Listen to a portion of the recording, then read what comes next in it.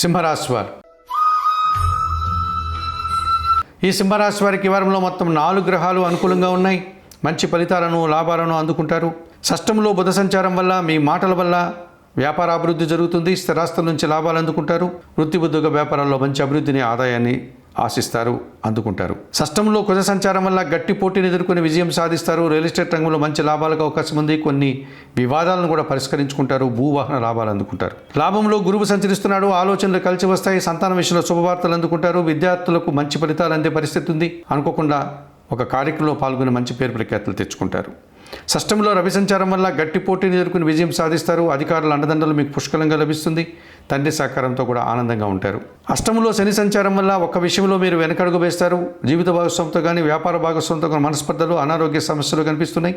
ఈ రాశి వారికి వారంలో మంగళ, బుధ, గురువారాలు అనుకూలంగా ఉన్నాయి.